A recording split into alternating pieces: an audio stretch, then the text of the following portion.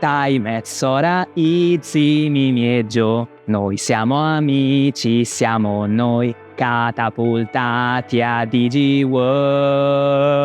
Ciao a tutti lettori Anime Watchers e ben ritrovati su Consigli Anime Manga, la rubrica di Wikos in cui si parla in pochi minuti di anime e manga per tutti i curiosi di scoprire opere che conoscono poco. Io sono Nikki D e in questo episodio parleremo di Digimon Adventure, la prima stagione anime uscita nel 1999 e arrivata in Italia nel 2000. Per chiunque fosse nato dopo i primi anni 2000, Digimon è stato il principale concorrente di Pokémon durante il periodo della Pokémania, ossia gli anni del boom del franchise ormai più ricco al mondo. Nonostante non abbiano avuto minimamente lo stesso successo dei mostriciattoli tascabili, sono riusciti comunque a ottenere una fanbase molto fedele, che ha portato a numerose nuove stagioni dell'anime, manga e videogiochi. Ci troviamo in Giappone, dove un gruppo di 7 ragazzini, Tai, Matt, Sora, Izzy, Mimi, Joe e TK, giustizia per TK che non viene nemmeno nominato nella sigla, pronti a iniziare la loro estate al campo estivo, vengono trasportati a DigiWorld, un mondo digitale abitato da creature chiamate Digimon. Ciascuno di loro sembra essere legato a una di queste misteriose creature, mentre numerosi altri Digimon sembrano essere molto aggressivi e li attaccano costantemente. Insieme ai loro nuovi amici, i nostri protagonisti dovranno riuscire a sopravvivere, svelare i misteri di questo mondo e tornare a casa. Digimon Adventure è uno shonen che segue molto la struttura degli isekai, il sottogenere in cui il o i protagonisti vengono trasportati in un mondo fantastico e devono imparare a sopravviverci. Questo sottogenere è diventato poi molto popolare con l'uscita di Sword Art Online e ormai in praticamente ogni stagione nuova di anime ne esce uno nuovo. Come tematiche è uno shonen classico, parla dell'importanza dell'amicizia, dello spirito di collaborazione e di quanto questi possano aiutare a superare ogni ostacolo. Ma noi siamo qui per un altro motivo, una sola grande domanda. L'anime dei Digimon è meglio o peggio rispetto a quello dei Pokémon? È decisamente migliore e ve lo dice uno che è cresciuto con l'anime dei Pokémon e ha recuperato quello dei Digimon soltanto in età adulta. L'anime dei Pokémon ha un enorme problema. Ha dovuto continuare con lo stesso protagonista per più di 20 anni e a differenza di altri anime lunghi come One Piece, Naruto eccetera, non ha una progressione lineare, specialmente per quanto riguarda l'esperienza e la capacità di allenatore di Ash, che in alcune stagioni viene resettata, essenzialmente rendendo inutili centinaia di episodi precedenti, perché per ogni bambino ogni stagione Pokémon potrebbe essere la prima, e solo con la 9ª generazione hanno finalmente cambiato protagonista come avviene nel manga di Pokémon Adventures, dando finalmente una chiusa ad Ash come personaggio, ma non una chiusa così soddisfacente se consideri tutto l'anime. Digimon invece costruisce stagioni ben focalizzate, con un inizio e una fine, e una progressione continua sia per i personaggi che per la storia. Così nessun episodio risulta filler, quindi seppur non è così eccelso rispetto ad altri anime anche suoi contemporanei, funziona molto meglio anche a una seconda visione. Inoltre i protagonisti quando tornano nelle stagioni successive crescono insieme allo spettatore, cosa che ha portato il fandom ad affezionarsi ulteriormente a loro. In questo caso non stiamo a chiederci manga o anime perché non esiste un manga di Digimon Adventures, o meglio c'è un manga che ha ideato il personaggio di Tai